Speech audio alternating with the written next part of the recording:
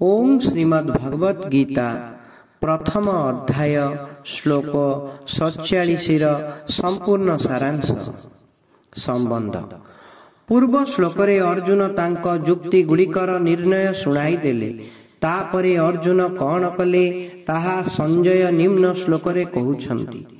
संजय उवाच एवमुक्त्वार्जुनः संख्ये रथोपस्थ उपाविशत् विसृज्य सशरं चापं शोक संविघ्नमानसः। संजय कहिले एपरि कही शोकाकुल मना अर्जुन धनुर्बाण त्याग करी युद्ध भूमि रे रथर मध्य भागरे बसी पड़िले। व्याख्या एवं मुक्तार्जुनः शोक संविघ्न मानसः। युद्ध करिबा समस्त अनर्थर मूल। युद्ध कले इह लोकरे कुटुंब नाश हेब, परलोकरे नरक प्राप्ति हेब आदि युक्ति ओ प्रमाण दर्शाई अत्यंत शोक संतप्त मनरे अर्जुन युद्ध न करिबा पाई दृढ़ निर्णय करिनेले। जेउ रणभूमि को से हातरे धनु धरी प्रबल उत्साहर सह आसीथिले, सेही रणभूमि रे से बाम हस्तरु गांडीव धनु ओ दक्षिण हस्तरु सरकु तले रखिदेले एवं निजे रथर मध्य भागरे बसी पड़िले। अर्थात दुई सेनांकु देखिबा पाई जेउठी ठिया होई थिले सेही ठारे से शोक मुद्रारे बसी पड़िले। भगवान भीष्म ओ द्रोणंक सम्मुखरे रथ ठिया करी अर्जुनंकु कुरुवंशी मानंकु देखिबा पाई कहिबा एवं सेमानंकु देखि अर्जुनंक अंतरर प्रसुप्त मोह जाग्रत हेबा ही अर्जुनंकर एही शोकाकुल अवस्थार मुख्य कारण। मोह जाग्रत हेबा परे अर्जुन कहुछंती युद्धरे आमर कुटुंब मरी जिवे। कुटुंब मरिबा अति क्षतिकारक।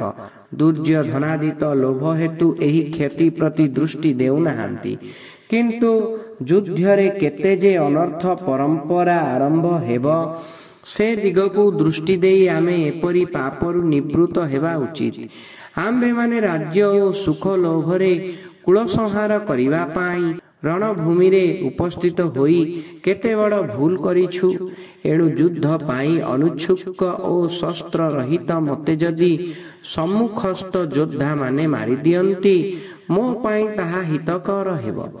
एही प्रकारे अर्जुनंक अंतकरण रे मोह घोटी जिबारु से युद्धरु उपरत हेबारे एवं निजर मृत्यु रे मध्य हित देखुछंती।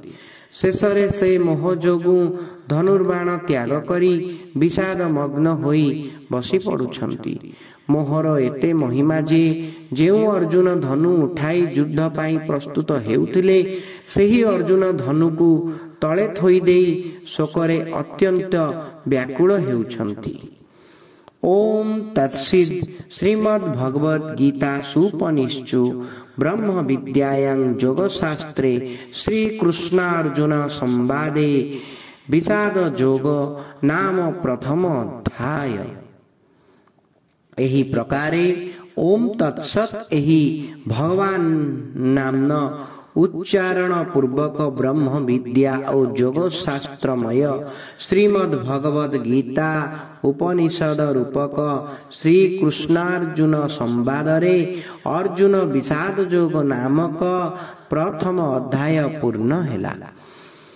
प्रत्येक अध्याय शेषरे महर्षि वेदव्यासଙ୍କ द्वारा लिखित उपयुक्त पुष्पिकारे श्रीमद् भगवत गीतार विशेष महात्म्य ओ प्रभाव प्रकट करा जाइछि। ओम तत्सत एही तीनोटी सच्चिदानंद घन परमात्मांकर पवित्र नाम अटे। एहा प्रत्येक जीवंक पाई कल्याण कारक। ए तीनोटीर उच्चारण परमात्मांकर सम्मुख कराए एवं शास्त्र विहित कर्तव्य कर्मर अंग वैगुण दूर करे। एणु गीतार कौनसी अध्याय पाठ करिबा बेले पद अक्षर ओ उच्चारण रे जेउ त्रुटि होई थाए से सबुर परिमार्जन पाई एवं संसाररू संबंध विच्छेद पूर्वक भगवत संबंधर स्मृति पाई प्रत्येक अध्याय शेषरे ओम तस्यत् उच्चारण करा जाइछि।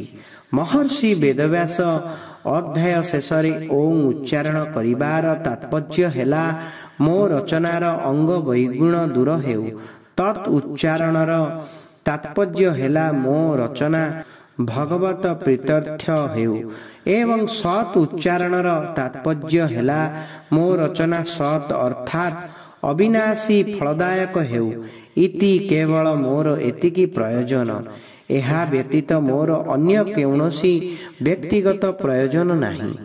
जिए श्रीमत अर्थात सर्व शोभा संपन्न एवं जहांक ठारे समस्त ऐश्वर्य धर्म जस श्री ज्ञान और वैराग्य ए छटी भगनित्य विद्यमान सेही भगवानंक श्रीमुखरु निसृत होइथिबारु एहाकु श्रीमद भगवत कुहा जाइछि। मनुष्य हर्षोल्लासरे थिला बेले ता मुखरु आपे आपे गीत बाहरी आसे। भगवान एहाकु आनंदमग्न होई गाइथिबारु एहार नाम गीता। यद्यपि संस्कृत व्याकरण अनुसार एहार नाम गीतम हेबा उचित थिला तथापि एहा उपनिषद स्वरूप होइथिबारु स्त्रीलिंग शब्द गीतार प्रयोग करा जाइछि। एथिरे समस्त उपनिषदर सारतत्व संगृहित एवं भगवत वाणी होइथिबारु एहा स्वयं मध्य उपनिषद स्वरूप तेणु एहाकु उपनिषद कुहा जाइछि। वर्ण आश्रम संप्रदाय आदि निर्विशेषरे प्राणी मानकर कल्याणकारिणी सर्वश्रेष्ठ विद्या होइथिबारु एहार नाम ब्रह्म विद्या। एही ब्रह्म विद्या स्वरूप गीतारे कर्म योग ज्ञान योग ध्यान योग भक्ति योग प्रभृति साधना गुड़िकर शिक्षा दिया जाइछि जद्वारा साधक को परमात्मा सहित नित्य संबंधर अनुभव हेब। एथिपाई एहाकु योग शास्त्र कुहा जाइछि। एहा साक्षात पुरुषोत्तम भगवान श्रीकृष्ण और भक्त प्रवर अर्जुनंकर संवाद। अर्जुन निसंकोचरे प्रश्न करिछन्ति एवं भगवान उदारता पूर्वक सेगुड़िकर उत्तर देइछन्ति। एही दुहिंकर भाव एथिरे सन्निवेशित ए दुहिंक नाम अनुसारे गीता शास्त्रर विशेष महिमा थिबारु एहाकु श्री कृष्णार्जुन संवाद नामरे नामित करा जाइछि। एही प्रथम अध्याय रे अर्जुनंक विषादर वर्णना होइछि। भगवान अथवा संतंकर सानिध्य प्राप्त हेले एही विषाद मध्य संसार प्रति वैराग्य जात करी कल्याण कारक होई जाए। यद्यपि दुर्योधनादिंकर मध्य विषाद होइतिला तथापि सेमानंक ठारे भगवत विमुखता थिबारु सेमानंकर विषाद जोग होई पारिला नाही। भगवत सम्मुखता जोगु केवल अर्जुनंकर विषाद जोग हेला अर्थात ताहा भगवान सहित नित्य संबंध अनुभव कराई पारिला। एथिपाई एही अध्यायर नाम अर्जुन विषाद जोग रखा जाइछि। प्रत्येक अध्याय शेषरे पुष्पिका देवार तात्पर्य हेला यदि साधक गोटिए अध्याय भी ठीक भावरे मनन और विचार करे ताहेले सेही अध्यायटी द्वारा तार कल्याण होई जिवो। परिशिष्ट भाव गीतार पुष्पिकारे ब्रह्म विद्यायाम योग शास्त्रे और श्रीकृष्णार्जुन संवादे ए तीनोटी पदरे एक वचन होइछि किंतु श्रीमद् भगवद गीतासु और उपनिषेषु ए दुईटी पदरे बहुवचन होइछि। एपरि हेबार कारण भगवत वाणी रूपी समस्त उपनिषद मध्यरे श्रीमद् भगवत गीता मध्य एक उपनिषद एवं ब्रह्म विद्या योग शास्त्र और श्री कृष्णार्जुन संवाद एहार अंतर्गत। गीतारे श्री कृष्णार्जुन संवादर आरंभ और शेष भक्ति रे ही होइछि। आरंभ रे अर्जुन किं कर्तव्य विमूढ़ होई भगवानंकर शरणापन्न हेले शिष्यस्ते अहं साधि मां त्वां प्रपन्नम एवं शेष रे भगवान मामेकं शरणं ब्रज पदरे ପୂର୍ଣ୍ଣ ରୂପେ ତାଙ୍କର ଶରଣାପନ୍ନ ହେବା ପାଇଁ ପ୍ରେରଣା କରିବାକୁ ଅର୍ଜୁନ ପୂର୍ଣ୍ଣ ରୂପେ ଶରଣାପନ୍ନ ହୋଇଗଲେ। କରିଷ୍ୟେ ବଚନଂ ତବ। ଅର୍ଜୁନ ନିଜର ଶ୍ରେୟର ଉପାୟ ପଚାରିଥିଲେ। ତେଣୁ ଭଗବାନ ଗୀତାରେ ଜ୍ଞାନ ଯୋଗ ଓ କର୍ମ ଯୋଗର ମଧ୍ୟ ବର୍ଣ୍ଣନା କଲେ। ପ୍ରଥମ ଅଧ୍ୟାୟର ପଦ ଅକ୍ଷର ଓ ଉବାଚ।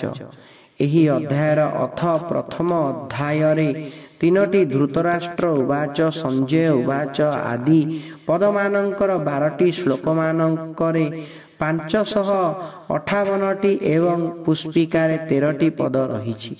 ଏହି ପ୍ରକାରେ ସମସ୍ତ ପଦର ସମଷ୍ଟି 586।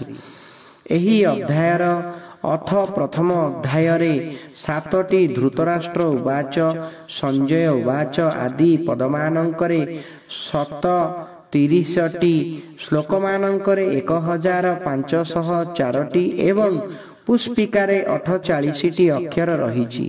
ଏହି ପ୍ରକାରେ ସମସ୍ତ ଅକ୍ଷରର ସମଷ୍ଟି 1596।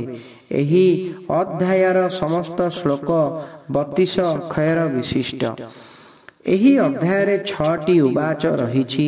ଗୋଟିଏ ଧୃତରାଷ୍ଟ୍ର ଉବାଚ, 3ଟି ସଞ୍ଜୟ ଉବାଚ ଏବଂ 2ଟି ଅର୍ଜୁନ ଉବାଚ।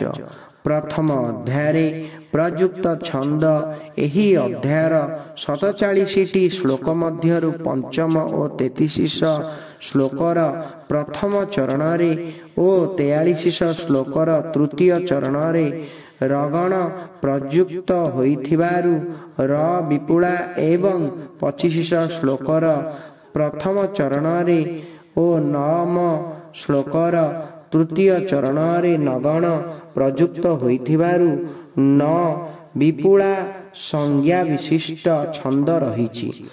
ଅବଶିଷ୍ଟ 42ଟି ଶ୍ଲୋକ ପଥ୍ୟା ବକ୍ତ୍ର ଅନୁଷ୍ଟୁପ୍ ଛନ୍ଦର ଲକ୍ଷଣ ଯୁକ୍ତ।